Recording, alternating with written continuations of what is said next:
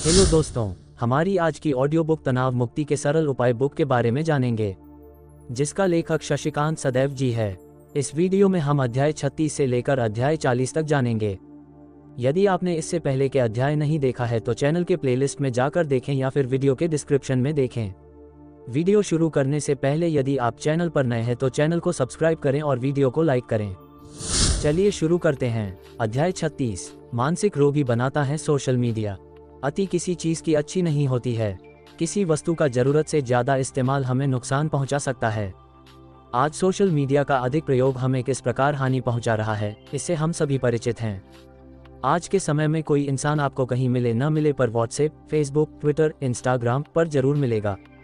इन social app की दीवानगी लोगों के सर चढ़कर बोल रही है और यही दीवानगी कई बीमारियों का आधार भी बन रही है। एडिक्शन बन चुके यह ऐप लोगों को मानसिक रोगी बना रहे हैं।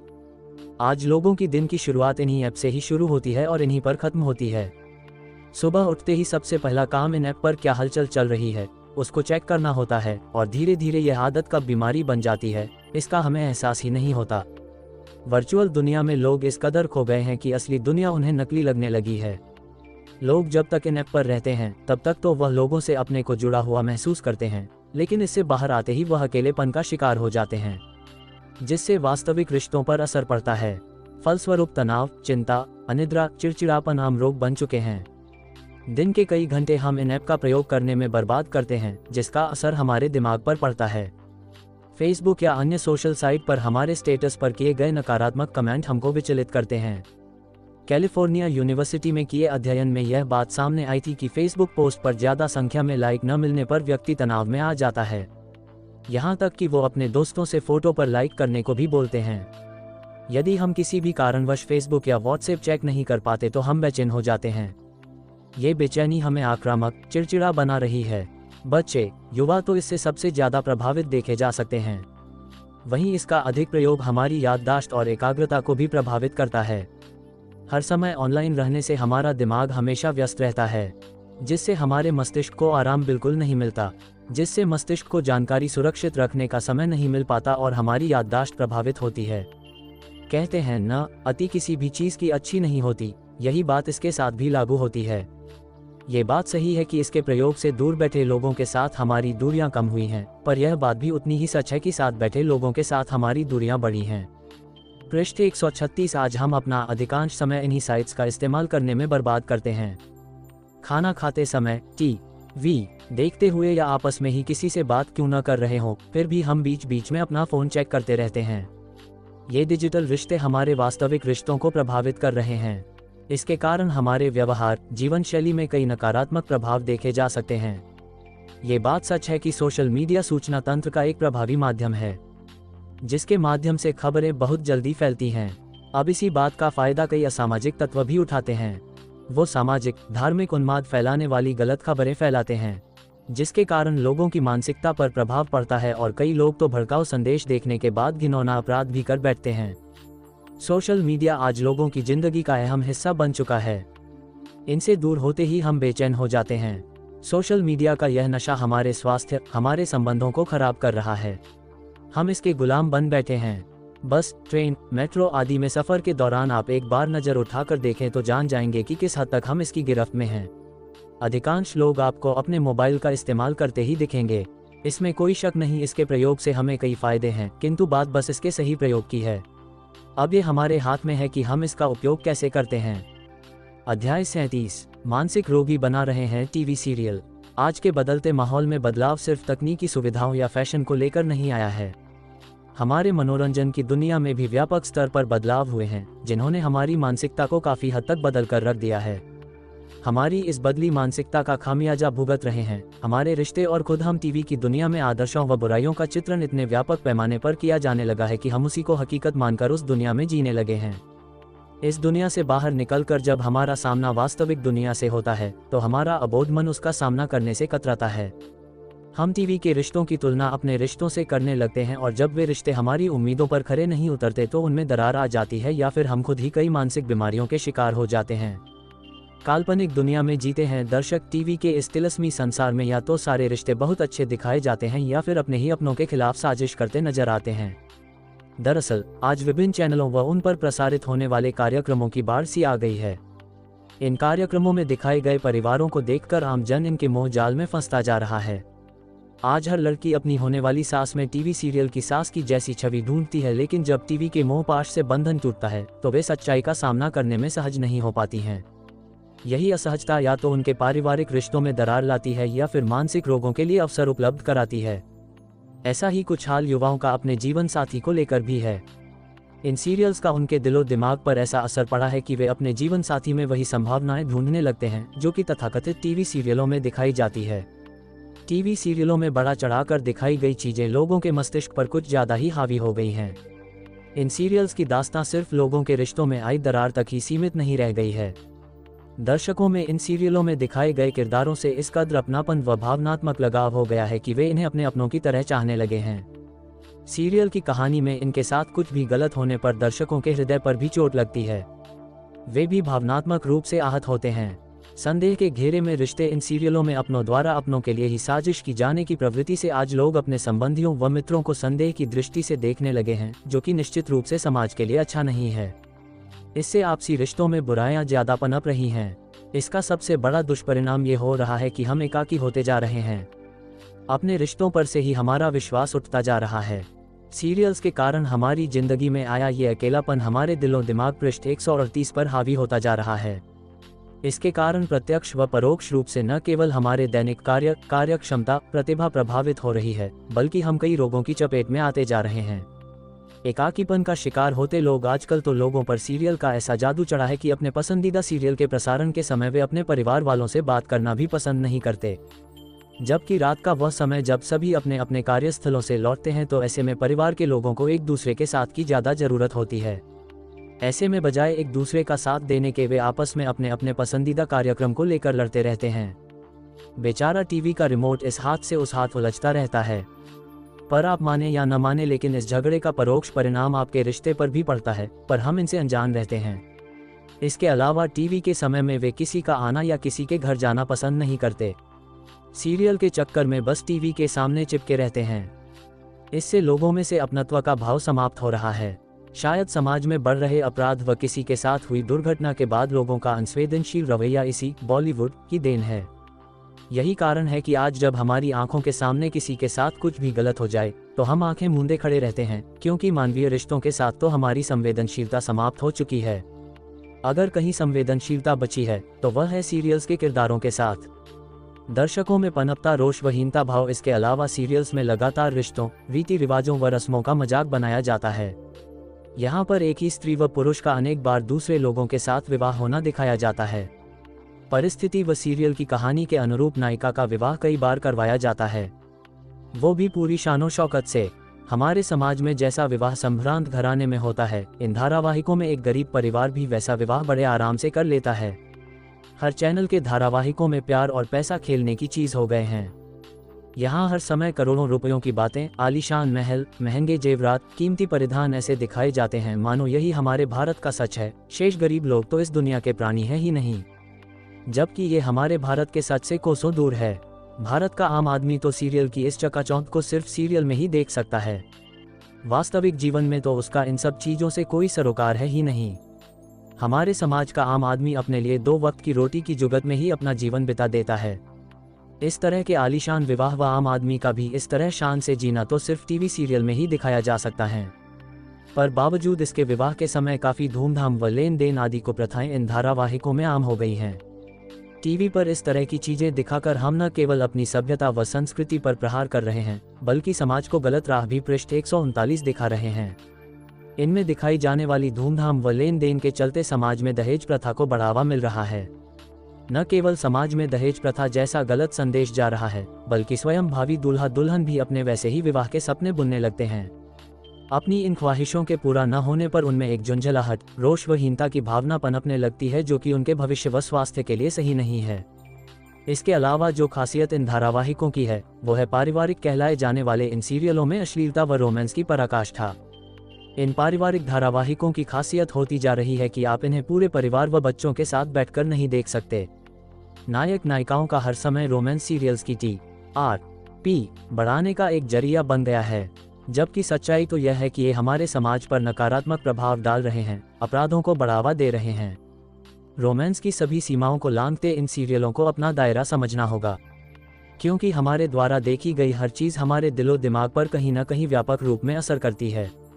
अवसादग्रस्त बनाते रियलिटी शोज इन सब से हटकर अगर हम बात करें रियलिटी शोज की, तो यहाँ भी परिणाम निराशाजनक ही हैं। इन दिनों टीवी चैनल्स पर रियलिटी शोज की बाढ़ सी आ गई है, चाहे वह शो डांस का हो, गाने का, कॉमेडी का या फिर खाने का। बड़ों से लेकर बच्चे तक इसकी चकाचौंध में अपने जीवन में अंधकार भरते जा रहे हैं।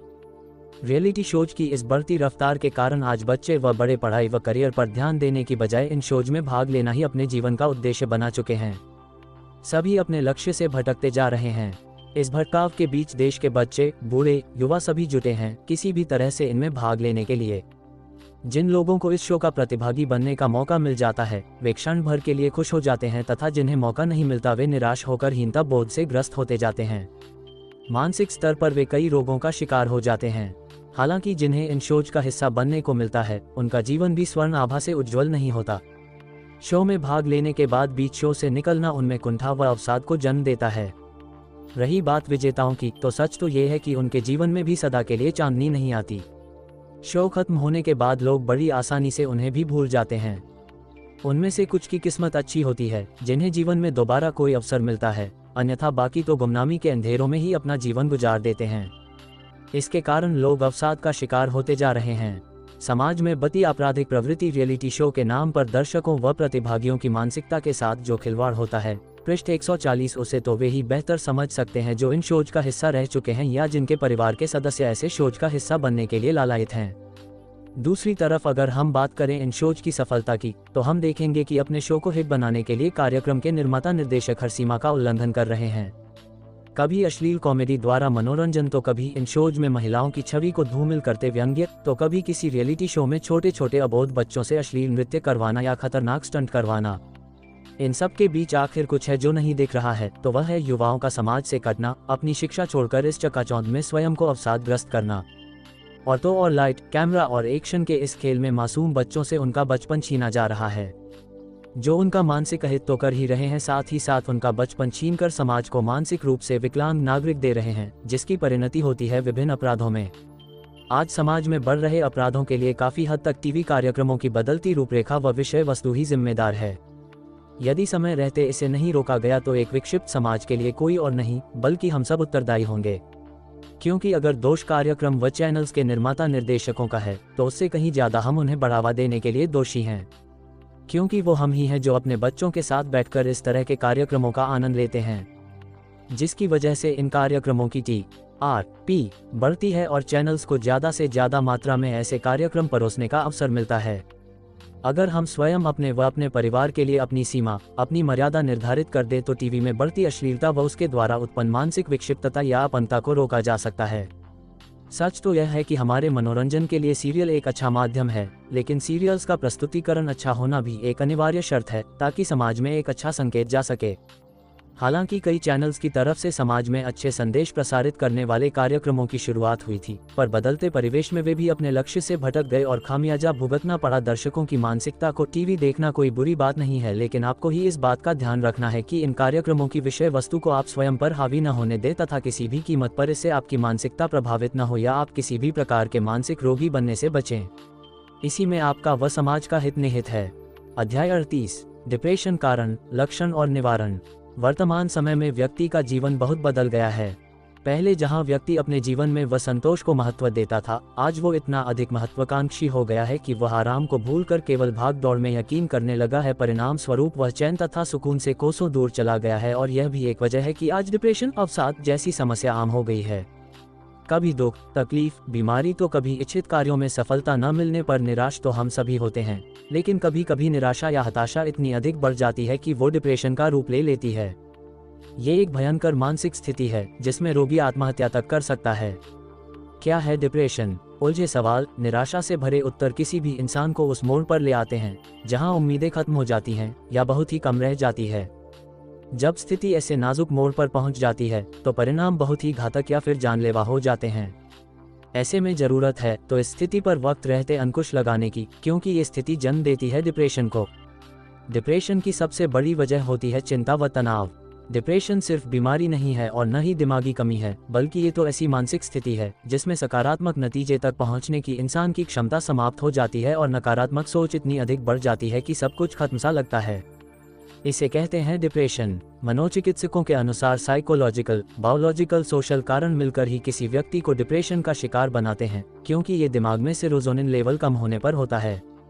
ये समस्या वृद्ध, जवान, बच्चे, स्त्री, पुरुष किसी को भी कभी भी अपनी चपेट में ले सकती है, परंतु इसका इलाज संभव है और ये नियम से दवा खाने पर पूरी तरह से ठीक भी हो जाता है। नियमित उपायों से इसके दोबारा उभरने की संभावना भी नहीं होती है। डिप्रेशन को शुरुआती अवस्था में ही पहचान लिया जाए और उसका इलाज शुरू कर दिया जाए। डिप्रेशन से त्रस्त व्यक्ति के पारिवारिक लोगों का अपनत्व व प्यार भरा व्यवहार डिप्रेशन की पहली दवा होती है, जो मरीज के लिए दुआ व दवा दोनों का कार्य करता है। क्या होता है डिप्रेशन? हर व्यक्ति कभी न कभी उदास या परेशान अवश्य होता है तथा अपने जीवन में कभी कभी किसी समस्या का सामना करने से वह नकारात्मक भी हो जाता है, लेकिन ये सब कुछ समय के लिए होता है, जो कि एक सामान्य बात है।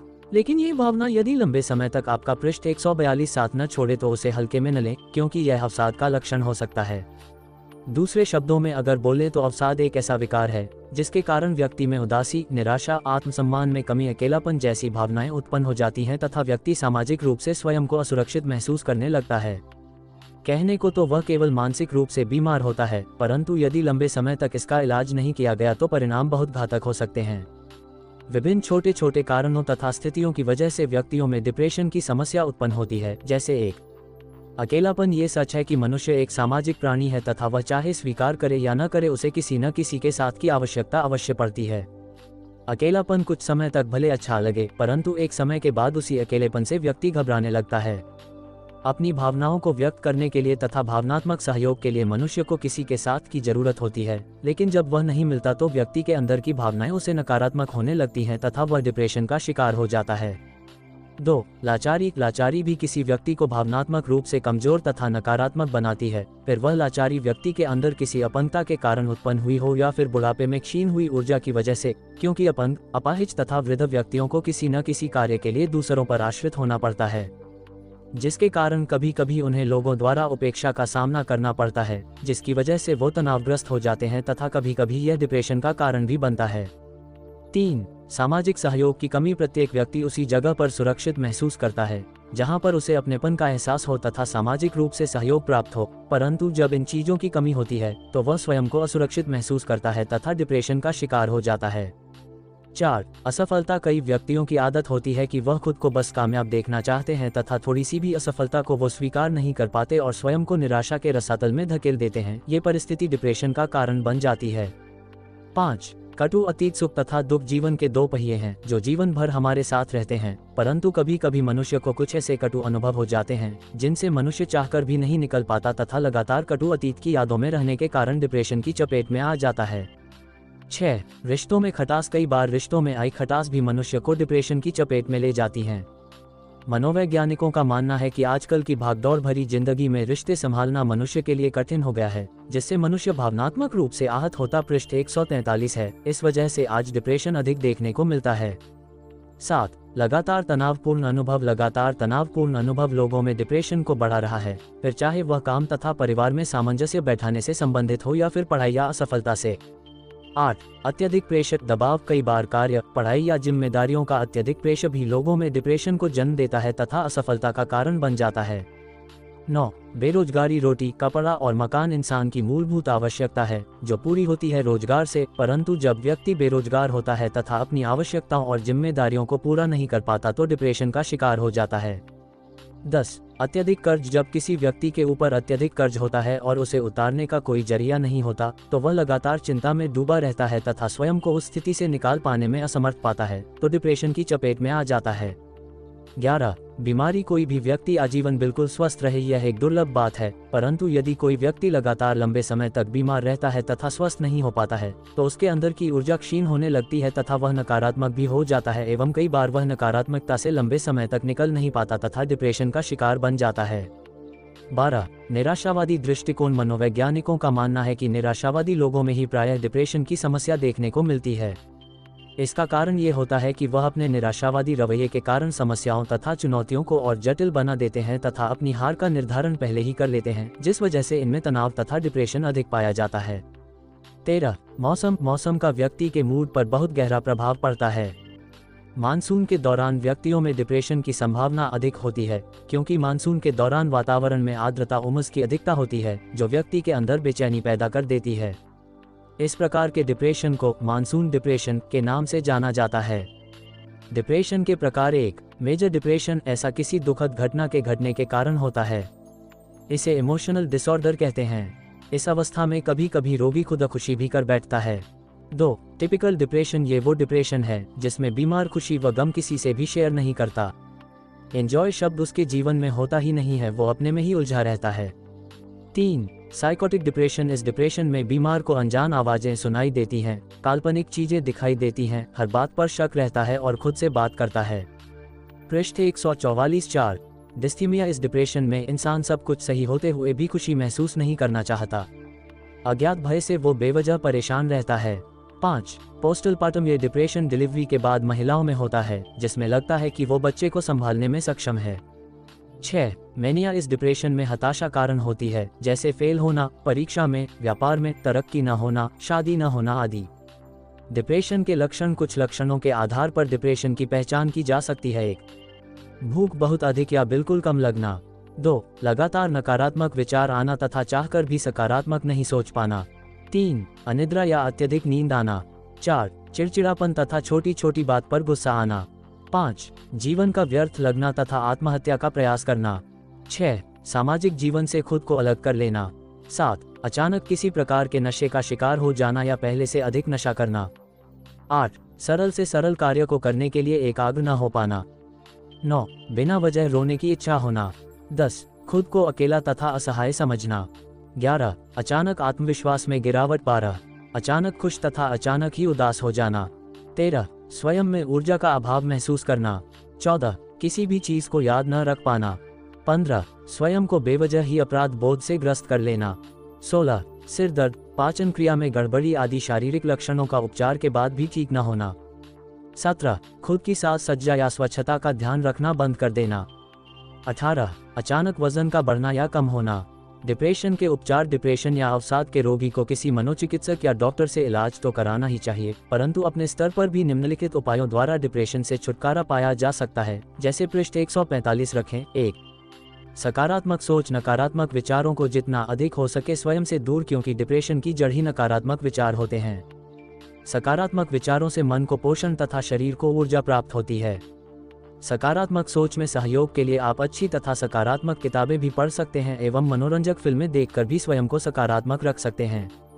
2. कलात्मक कार्य डिप्रेशन से निकलने के लिए कलात्मक कार्यों से बहुत अधिक सहायता मिलती है, जैसे painting, singing, dancing, cooking, gardening आदि। इन कार्यों में अगर आपकी रुचि है तो आप इसे स्वतंत्र रूप से भी कर सकते हैं या फिर इसके लिए कोई क्लास भी ज्वाइन कर सकते हैं। 3. रिश्तों को समय दे डिप्रेशन ग्रस्त व्यक्ति स्वयं को अपनी ही बनाई नकारात्मक दुनिया में कैद कर लेता है और अपने रिश्तों से दूर होता जाता है, जो कि बहुत घातक है, क्योंकि मनुष्य को यदि भावनात्मक सहयोग मिलता है तो वह किसी भी प्रकार की शारीरिक या मानसिक समस्या से आसानी से छुटकारा प्राप्त कर लेता है। इसलिए आवश्यक है कि वह अपने रिश्तों को समय दे। 4. सामाजिक बने डिप्रेशन या अवसाद से निकलने के लिए यह आवश्यक है कि सामाजिक रूप से स्वयं को क्रियाशील बनाया जाए। लोगों से मिलना जुलना, बच्चों एवं वृद्धों के साथ समय बिताना तथा पालतू पशुओं के साथ खेलने से न केवल मानसिक संतोष तथा खुशी मिलती है, बल्कि एक प्रकार की सकारात्मक ऊर्जा का भी विकास होता है, जिससे अवसाद से निकलने में आसानी होती है। 5. मदद मांगे कोई भी व्यक्ति स्वयं में संपूर्ण नहीं होता है, प्रत्येक व्यक्ति में कोई न कोई कमी अवश्य होती है। यदि आप किसी भी कार्य को स्वतंत्र रूप से करने में सक्षम नहीं हैं, तो उसे जबरदस्ती तनाव में आकर न करें, किसी की मदद से उसे समझने की कोशिश करें तथा फिर उस कार्य को करें। चाहे तो कार्य आपके व्यक्तिगत जीवन से संबंधित हो या व्यावसायिक। विद्यार्थियों के लिए भी यह आवश्यक है कि यदि कोई विषय उन्हें पसंद न हो, किसी दबाव में आकर उसे न पढ़ें और माता पिता को अपनी समस्या के बारे में अवश्य बताएं। 6. अकेले न रहें अवसादग्रस्त व्यक्तियों के लिए यह आवश्यक है कि वह अकेले न रहें। कोशिश करें कि उन व्यक्तियों के साथ रहें जिनके साथ आपको खुशी मिले, परंतु ये भी सच है कि हमेशा कोई साथ हो ऐसा संभव नहीं है। ऐसी अवस्था में स्वयं को अपनी रुचि के कार्यों में व्यस्त रखें, जिससे नकारात्मकता आप पर हावी न हो पाए। 7. असफलता को स्वीकारें। असफलता का शोक मनाने की अपेक्षा ये सोचें कि असफलता से आपने क्या सीखा, क्योंकि यह आवश्यक नहीं है कि जीवन में हर चीज़ आपके अनुरूप हो, इसीलिए सदैव आशावादी दृष्टिकोण रखें। 8. धैर्य रखें। जीवन में यदि हम धैर्य रखें तो काफ़ी सारी समस्याएं दूर हो सकती हैं, इसलिए यह आवश्यक है कि किसी भी परिस्थिति या असफलता से न घबराएं, धैर्य बनाए रखें। पृष्ठ 146। इससे अवसाद से निकलने में भी सहायता मिलती है। 9. इच्छा शक्ति। दृढ़ इच्छा शक्ति के बल पर मनुष्य बड़ी से बड़ी समस्या से आसानी से निकल सकता है, इसलिए यह आवश्यक है कि अपने अंदर इच्छा शक्ति का विकास करें। इस प्रकार आप सरलता से डिप्रेशन से निकल सकते हैं। 10. नज़रअंदाज करना सीखें। अगर आप डिप्रेशन से बचना या मुक्त होना चाहते हैं तो छोटी छोटी समस्याओं को नज़रअंदाज करना सीखें। कई बार हम छोटी छोटी बातों पर इतने परेशान हो जाते हैं कि वो समस्याएं और बड़ी लगने लगती हैं। 11. भ्रमण। सकारात्मक भावनाओं के संचार में भ्रमण का बहुत महत्वपूर्ण योगदान होता है। भ्रमण का तात्पर्य ये बिल्कुल नहीं है कि आप देश विदेश ही घूमने जाएं। आप थोड़ी देर छत पर या बगीचे में टहलकर भी स्वयं के अंदर हुए परिवर्तन को खुद भी महसूस कर पाएंगे। 12. आहार। डिप्रेशन से ग्रस्त लोगों के लिए यह आवश्यक है कि वह सात्विक भोजन ही करें, जिससे अपने मन पर नियंत्रण रखना सरल हो तथा जितना हो सके तले भुने भोजन तथा फास्ट फूड से बचें। भोजन में फलों तथा सब्जियों को अधिक से अधिक शामिल करें। 13. योग तथा ध्यान। भ्रामरी प्राणायाम, ध्यान तथा अन्य भी कई आसन हैं जिनकी सहायता से डिप्रेशन को बड़ी सरलता से दूर किया जा सकता है। 14. भावनाओं को न दबाएं। कुछ भावनाएं ऐसी होती हैं जिन्हें अगर लगातार दबाया जाए तो वो जटिल रूप धारण कर लेती हैं, इसलिए यह आवश्यक है कि आप उन भावनाओं या बातों को किसी करीबी व्यक्ति को बता दें, या यदि ऐसा संभव न हो तो डायरी में लिख लें। ऐसा करने से मन हल्का हो जाता है तथा डिप्रेशन की संभावना कम हो जाती है। आप डायरी में अपनी खूबियों को भी लिख सकते हैं, जिससे आत्मविश्वास बढ़ता है तथा डिप्रेशन से लड़ने में सहायता मिलती है। 15. अपनी क्षमताओं को पहचानें। कोई भी व्यक्ति अगर सर्वगुण संपन्न नहीं होता तो बिल्कुल नकारा भी नहीं होता, इसलिए खुद की कमियों पर ध्यान केंद्रित करने से बेहतर है कि आप अपनी क्षमताओं को पहचानें एवं स्वयं को प्रेरित करने का प्रयास करें। इससे आप जल्द से जल्द डिप्रेशन से बाहर आ पाएंगे। 16. लक्ष्य निर्धारित करें। स्वयं के अंदर इस भावना को न आने दें कि आपके जीवन का कोई उद्देश्य नहीं। अपने प्रतिदिन के लक्ष्यों का निर्धारण करें तथा उसे पूरा करने का प्रयास करें। 17. व्यर्थ की चिंता न पालें। कई व्यक्ति अपने भविष्य की चिंता में इस कदर डूब जाते हैं कि वर्तमान को खराब कर लेते हैं। जिंदगी बहुत खूबसूरत है तथा उसे खुशी खुशी जीकर आप और भी खूबसूरत बना सकते हैं।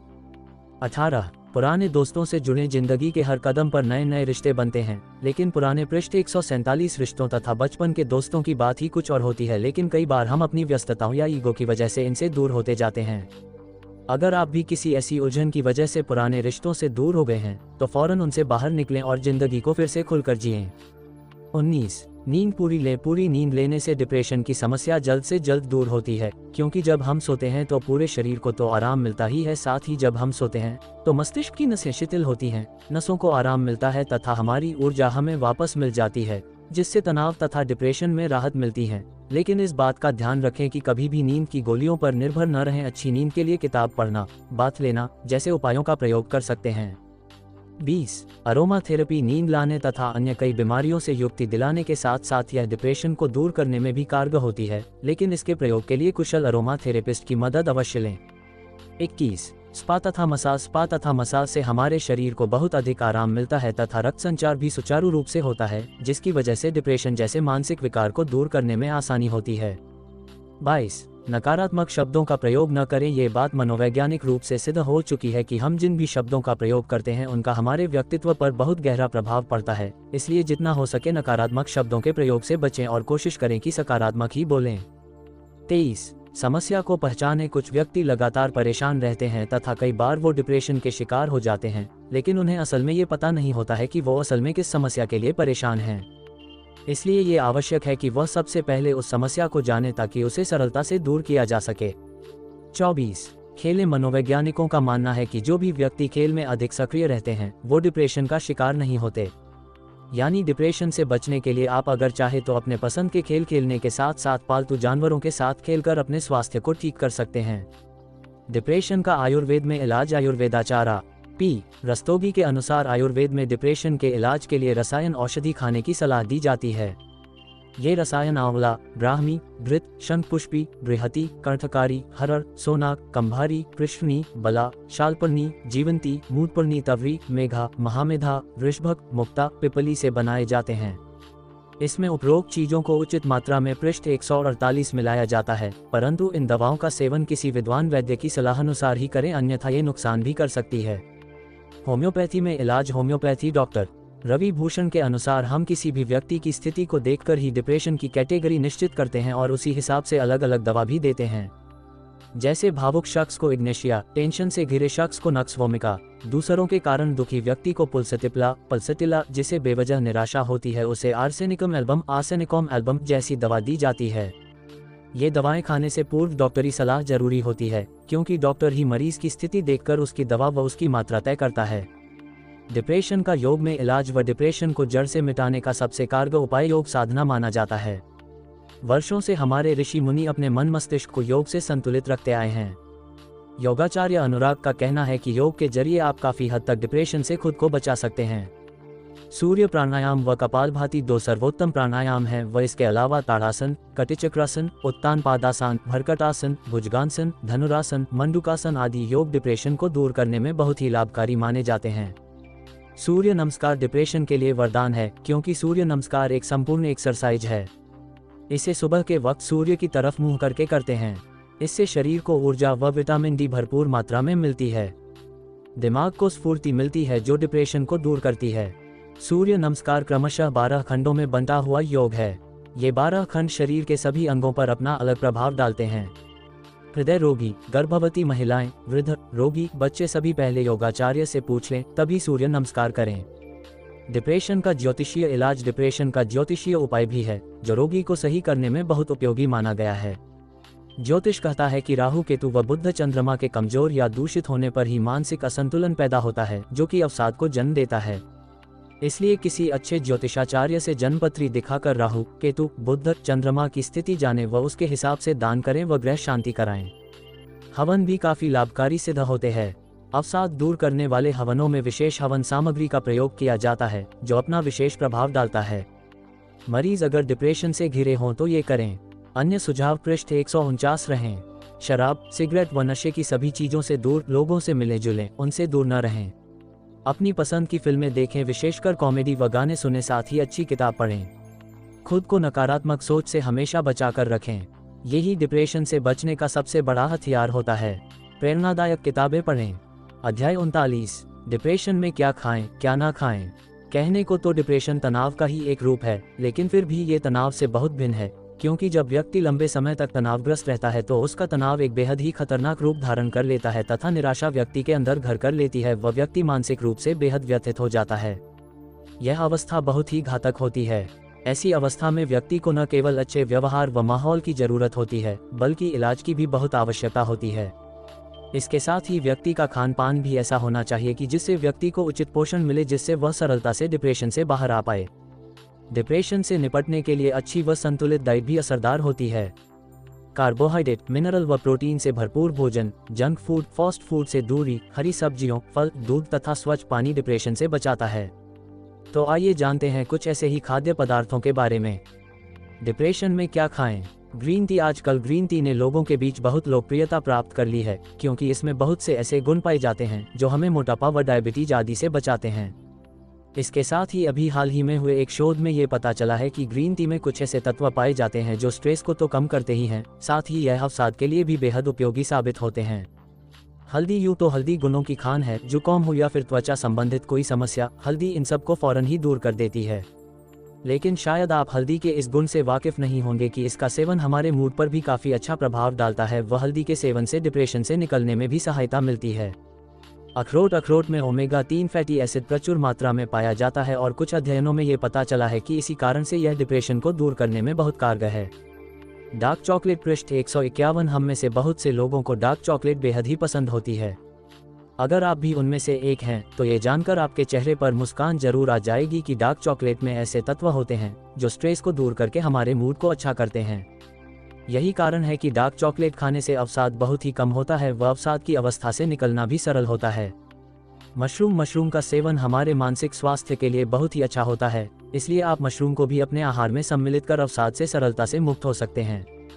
कम वसा वाले डेयरी उत्पाद। कम वसा वाले डेयरी उत्पाद जैसे दही, दूध, चीज़ आदि में बहुत ही अच्छी मात्रा में कैल्शियम, विटामिन डी और प्रोटीन जो न केवल हमारे शरीर को पोषण देता है बल्कि यह हमें विभिन्न रोगों के साथ साथ डिप्रेशन से लड़ने की भी क्षमता देते हैं। टमाटर। कुछ शोधों के निष्कर्ष ये बताते हैं कि टमाटर का सेवन भी मूड को अच्छा करने के साथ साथ डिप्रेशन दूर करने में मददगार होता है। इसलिए डिप्रेशन को दूर करने के लिए अपने भोजन में पर्याप्त मात्रा में टमाटर को शामिल करें। मछली ओमेगा 3 फैटी एसिड प्रचुर मात्रा में पाया जाता है। विशेष तौर पर सालमन, ब्लूफिश व टूना फिश ऐसे सुलभ स्रोत हैं जिनके माध्यम से आप सरलता से इसे प्राप्त कर सकते हैं, क्योंकि ओमेगा 3 फैटी एसिड डिप्रेशन से मुक्ति दिलाने में बहुत ही महत्वपूर्ण भूमिका निभाता है। टोफू। विटामिन डी एक ऐसा विटामिन है जो अगर हमारे शरीर में उचित मात्रा में हो तो डिप्रेशन जैसी समस्या होने की संभावना बहुत कम होती है। टोफू एक ऐसा खाद्य पदार्थ है जिसमें विटामिन डी पर्याप्त मात्रा में होता है। ऐसे में आप अपने भोजन में टोफू को शामिल करके डिप्रेशन की संभावना को कम कर सकते हैं। हरी पत्तेदार सब्जियां। कुछ चिकित्सकों का यह मानना है कि हरी पत्तेदार सब्जियां विभिन्न विटामिनों मिनरल जैसे सी, ई व के का बेहतरीन स्रोत होती है व मानसिक तनाव व डिप्रेशन दूर करने में इन विटामिनों की भूमिका बहुत महत्वपूर्ण होती है। इस कारण से हरी पत्तेदार सब्जियों का सेवन हमें पूर्ण रूप पृष्ठ 152 से स्वस्थ रखने व अवसाद दूर करने में बहुत महत्वपूर्ण भूमिका निभाता है। बेरी। विभिन्न बेरीज जैसे स्ट्रॉबेरी, ब्लैकबेरी व ब्लूबेरी काफी बेहतरीन एंटीऑक्सीडेंट का स्रोत है जिसका प्रयोग मस्तिष्क को तनाव मुक्त करने में बेहद महत्वपूर्ण भूमिका निभाता है। यही कारण है कि बेरी का सेवन डिप्रेशन दूर करने में बेहद कारगर होता है। सेब। ज्यादातर डॉक्टरों की यह सलाह होती है कि हम सभी को हर रोज कम से कम एक सेब जरूर खाना चाहिए, क्योंकि सेब में भी बेरी की तरह ही बेहद उच्च मात्रा में एंटीऑक्सीडेंट्स होते हैं व फाइबर भी बहुत उच्च मात्रा में होता है। इस कारण से यह मस्तिष्क में कैल्शियम की कमी को पूरा करने में सक्षम है, जिसके कारण मस्तिष्क को तनाव डिप्रेशन से मुक्ति मिलती है। डिप्रेशन में क्या न खाएं। जिस तरह कुछ खाद्य पदार्थों का सेवन डिप्रेशन से मुक्ति दिलाने में सहायक होता है, वहीं कुछ खाद्य पदार्थ व पेय ऐसे होते हैं जिनसे अगर दूर ही रहा जाए तो ही बेहतर है, अन्यथा बात बनने के स्थान पर बिगड़ सकती है। इसलिए जितना डिप्रेशन की अवस्था में जितना आवश्यक सही भोजन का चुनाव है, उतना ही आवश्यक ये भी है कि हमें उन खाद्य पदार्थों की जानकारी भी हो जिनका सेवन डिप्रेशन की अवस्था में नहीं करना चाहिए। कैफीन। हम में से बहुत सारे लोग ऐसे हैं जिनके लिए कैफीन से दूर रहना बहुत मुश्किल होगा, क्योंकि यह न केवल थकान को दूर करके फौरन ही हमें ताजगी से भर देता है बल्कि नींद को भी हमसे कोसों दूर कर देता है।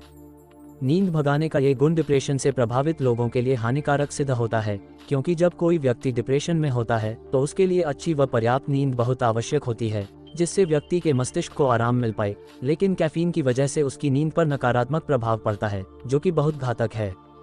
नशीले पदार्थ। आजकल की व्यस्त दिनचर्या में हर व्यक्ति किसी न किसी प्रकार के तनाव का सामना अवश्य कर रहा है।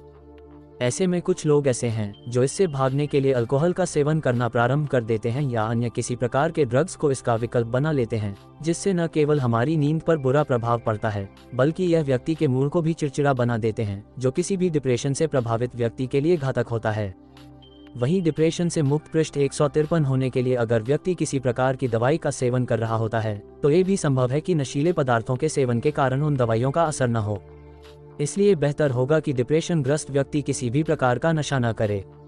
संरक्षित खाद्य पदार्थ। आज हमारी जीवन शैली ऐसी हो चुकी है कि हम अपनी व्यस्तता की वजह से विभिन्न प्रकार के डब्बा बंद पदार्थों पर आश्रित हो चुके हैं, जिनको संरक्षित करने के लिए विभिन्न प्रकार के केमिकल्स का प्रयोग किया जाता है, जिनका आवश्यकता से अधिक प्रयोग हमारी सेहत पर बेहद हानिकारक प्रभाव डालता है।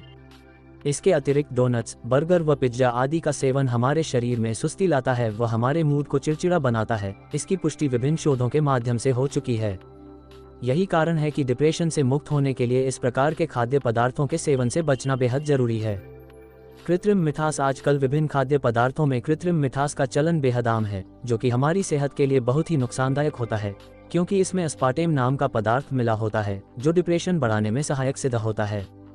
अत्यधिक वसा। कुछ लोगों को तले भुने खाने का बहुत अधिक शौक होता है, लेकिन मुंह के स्वाद के साथ साथ इस बात का ध्यान रखना भी आवश्यक है कि खाने में अधिक वसा युक्त भोजन से धमनियों में संकुचन पैदा होता है, जिससे हमारी धमनियां मस्तिष्क तक पर्याप्त मात्रा में रक्त नहीं पहुंचा पाती व मस्तिष्क में ऑक्सीजन की कमी हो जाती है, जो डिप्रेशन प्रभावित लोगों के लिए बेहद घातक है।